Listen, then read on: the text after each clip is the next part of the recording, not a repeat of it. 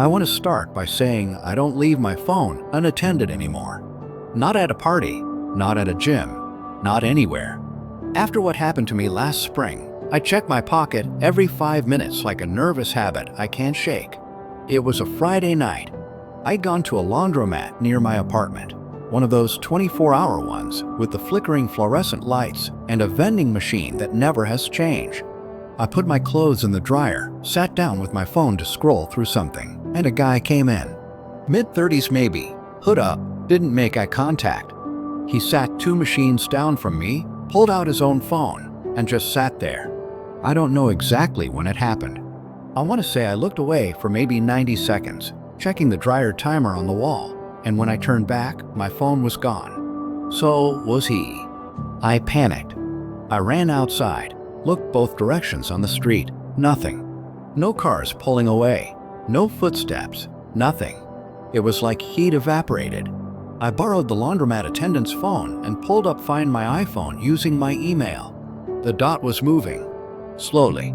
Down the street. Then it stopped at an apartment building 3 blocks away. One of those old brick walk-ups with the fire escapes zigzagging out the front. 2nd floor. I should have called the police right then. I know that now.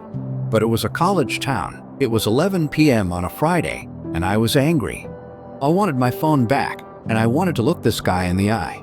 So I walked over. The buzzer panel had no names, just numbers. Half the labels peeled off. I tried the 2nd floor buzzer. No answer. I tried the front door, unlocked, which should have been my second warning. The stairwell smelled like mildew and old cigarette smoke. The hallway light on the 2nd floor was out except for one bulb at the very end, flickering on a 3-second loop, like a strobe. I found the apartment my phone's signal was strongest near door 2C. There was no number on it, just a rectangle of darker paint where a number plate used to be. I knocked. Nothing. I knocked again, harder, and this time I heard movement. Not footsteps toward the door, footsteps away from it, fast, toward what I guessed was a back room. Then silence. A complete, dead silence, like someone holding their breath on the other side of a door, 3 feet from my face. I should have left. Instead, I pressed my ear to the door and I heard, very quietly, my own ringtone. Somebody had found my phone and turned the volume down to almost nothing, but not all the way off. It was answering a call. Someone, somewhere, was calling my stolen phone, and whoever was inside that apartment was holding it, listening, 3 feet away from me, in complete silence. That's when I finally understood I wasn't dealing with someone who panicked and ran. I was dealing with someone who wanted me to follow that dot. The whole walk to that building, that flickering hallway light, the unlocked front door, none of it had been an accident. It had been bait. I backed away from that door slowly, the same way you'd back away from a dog that hadn't decided yet whether to bite. I didn't run until I hit the stairwell, and then I ran the entire 3 blocks back to the laundromat without stopping once. I called the police from the laundromat attendant's phone. 2 officers went to that apartment that night. They told me afterward that nobody answered, and when they got the landlord to let them in with a welfare check the next morning, the apartment was completely empty. No furniture. No belongings. Like nobody had lived there in months. My phone never came back online. To this day, I think about that silence behind the door, the specific kind of silence that isn't an empty room, but someone standing still on purpose, trying just as hard not to make a sound as I was. I grew up in a pretty rural area, the kind of place where cell service drops out the second you leave the main road. My family had a small cabin about 40 minutes out, past a stretch of highway with almost nothing on it except trees and the occasional mile marker sign. Labor Day weekend, I drove up there alone to close it up for the season, shut off the water, board a window that had come loose, the usual. I got there around 6 p.m., and by 7 the sun was already dropping behind the tree line. I set my phone down on the kitchen counter while I went to deal with the water chute-off in the crawl space, and when I came back up, it was gone. I know it sounds impossible. I was alone. The doors were locked. But I searched that cabin for almost an hour, under furniture, in the crawl space again, in my car, nothing. Eventually, with my heart in my throat, I used the cabin's old desktop computer, which still had internet through a satellite dish, and pulled up Find My iPhone. The dot showed my phone about a half-mile into the woods behind the cabin, not moving. I told myself it had to be some kind of glitch, or maybe I dropped it on a walk earlier and forgotten. I grabbed a flashlight, and against every instinct telling me not to, I went out the back door and into the tree line. The woods back there didn't have a real trail, just deer paths that wove between old-growth trees so thick the moonlight barely got through. My flashlight beam was the only light for what felt like miles. I walked for what the app estimated as a half-mile, checking the screen every few steps, watching the blue dot get closer to my own location marker. When I was close enough that the app said I was standing almost on top of it, I stopped and looked around. Nothing.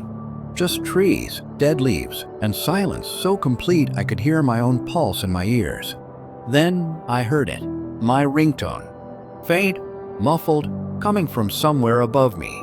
I pointed the flashlight up into the branches, and about 15 feet up, wedged into the fork of a tree, was my phone, screen lit up, ringing, an incoming call from a number I didn't recognize. No caller ID, just digits. I want to be clear. There is no way my phone climbed 15 feet into a tree on its own. Someone put it there. Someone who had been inside my locked cabin, taken my phone, walked it a half-mile into pitch-black woods, and placed it carefully out of reach, like they wanted me to find it exactly like this. Like they wanted me out here, alone in the dark, looking straight up with my flashlight while my back was turned to everything behind me. I didn't try to get the phone down. I turned the flashlight off completely, and I walked backward the way I came by memory for as long as I could stand it. Then I ran the rest of the way. I didn't look behind me once, because some part of me understood that if I saw what I thought might be standing there, I wouldn't be able to make my legs work anymore.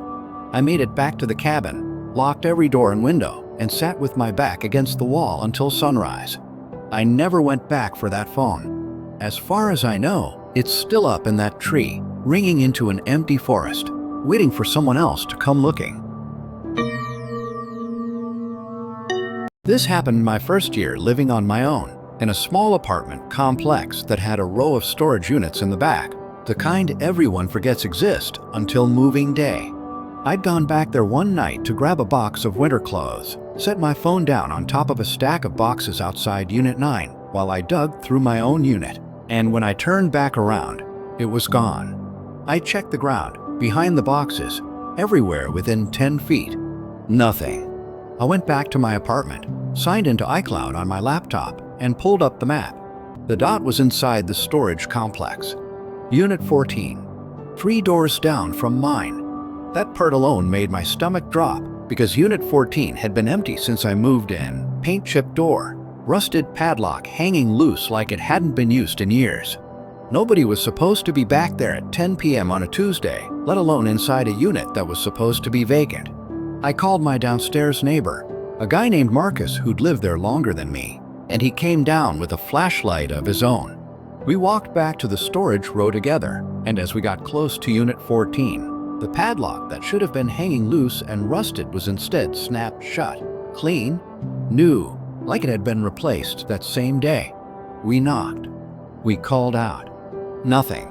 Marcus pressed his ear to the corrugated metal door, and after a few seconds, his face changed.